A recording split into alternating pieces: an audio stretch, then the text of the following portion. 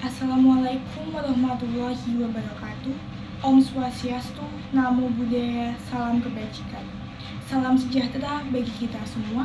Yang terhormat Bapak Ibu Guru dan teman-teman yang saya sayangi, pertama-tama marilah kita sampaikan rasa puji serta syukur kepada kehadirat Allah Subhanahu wa Ta'ala, Tuhan semesta alam yang senantiasa memberikan anugerah dan nikmatnya sehingga kita dapat berkumpul dalam ruangan ini dalam keadaan sehat walafiat. Tidak lupa, marilah kita haturkan sholawat serta salam kepada Nabi kita Muhammad SAW yang kita harapkan syafaatnya di hari kiamat nanti. Amin. Saya, Dea Diviani Kalpika Jana dari kelas 12 IPS 2 akan membacakan pidato yang berjudul Pentingnya Pemilu di Indonesia. Bapak Ibu Guru yang saya hormati dan teman-teman yang saya sayangi, pemilihan umum adalah proses demokratis untuk memilih wakil rakyat atau pejabat pemerintahan secara langsung oleh warga negara suatu negara. Pemilihan umum merupakan mekanisme penting dalam sistem demokrasi modern yang memungkinkan rakyat untuk berpartisipasi dalam menentukan pemimpin dan kebijakan negara. Tujuan utama dari pemilu adalah memberikan kesempatan kepada warga negara untuk menyampaikan suara mereka dan memilih para pemimpin yang akan mewakili dan memimpin negeri ini di pemerintahan Indonesia. Selain itu, tujuan pemilu yang lainnya adalah berupa menciptakan sistem pemerintahan yang berdasarkan pada kehendak rakyat, menjaga prinsip-prinsip negara demokrasi, mendorong partisipasi politik warga negara, dan memastikan bahwa pemimpin yang terpilih mewakili Indonesia itu berdasarkan dengan kepentingan aspirasi masyarakat secara luas. Warga negara yang memenuhi syarat memiliki hak untuk memberikan suara mereka kepada kandidat atau partai politik yang mereka pilih. Hasil pemilu kemudian digunakan untuk menentukan siapa yang akan memegang jabatan politik, baik di tingkat lokal, regional, maupun nasional. Bapak Ibu Guru yang saya hormati dan teman-teman yang saya sayangi, dikutip dari laman resmi Komisi Pemilihan Umum atau KPU pada 18 Agustus 1945, PPKI menetapkan Soekarno dan Muhammad Hatta sebagai Presiden dan Wakil Presiden RI untuk pertama kalinya. Hatta mendorong pembentukan partai-partai politik untuk persiapan rencana penyelenggaraan pemilu pada tahun 1946. Berdasarkan urutan sejarah kronologisnya, pertama, ada pemilu pada tahun 1955. Pemilu nasional pertama di Indonesia yang dilaksanakan sebanyak 2 kali untuk memilih anggota DPR pada 29 September 55 dan anggota konstituante pada 25 Desember tahun 55. Pada 5 Juli, Soekarno mengeluarkan dekret presiden di mana UUD 45 dijadikan dasar negara serta pergantian konstituante dan DPR hasil pemilu dengan DPR-GR. Pemilu tahun 71, setelah pemerintahan Presiden Soekarno, MPRS menetapkan Soeharto sebagai pejabat presiden. Pada 12 Maret 1967, lalu tanggal 27 Maret 68, Soeharto ditetapkan sebagai presiden sesuai hasil sidang umum MPRS pemilu pada tahun 1999.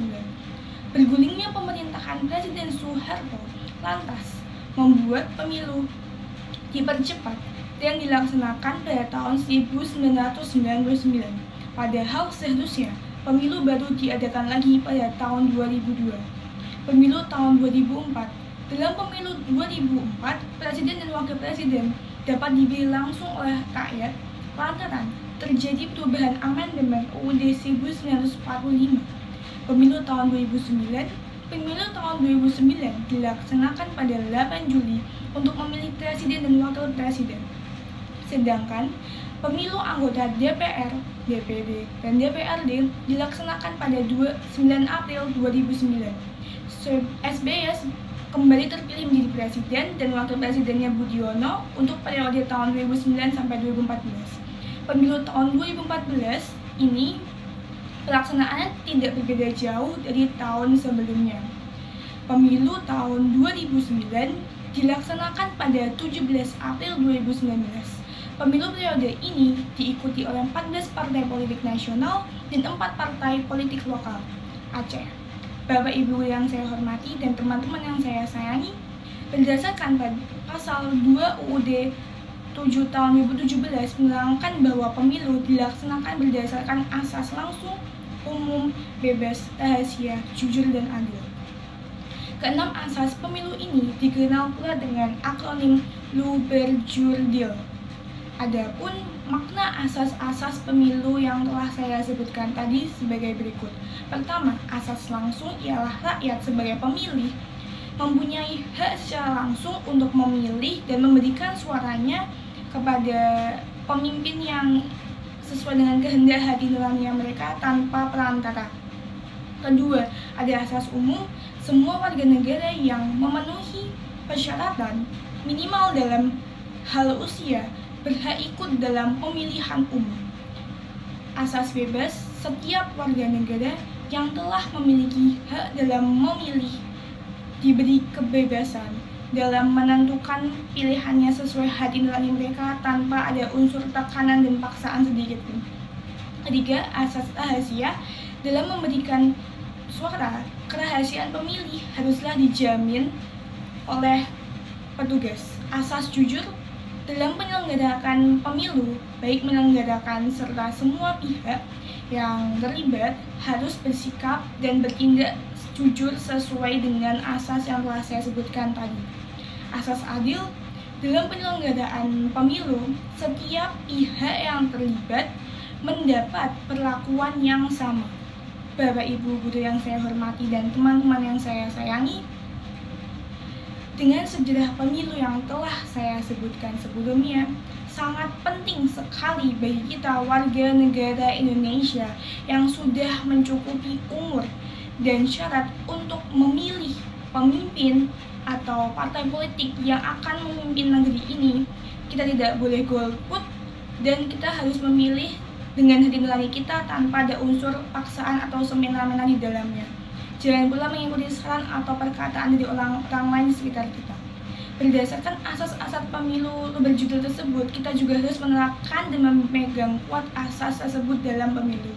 Dan jangan sampai masyarakat Indonesia tidak menerapkan asas pemilu yang telah saya sebutkan tadi, berdasarkan dengan pasal-pasal yang ada di dalamnya. Bapak Ibu guru yang saya sayangi dan saya hormati beserta teman-teman yang saya sayangi pula, sekian yang dapat saya sampaikan. Bila ada kata yang kurang ataupun perkataan saya yang salah, mohon dimaafkan. Saya Diada Rivianti dari kelas 12 IPS 2.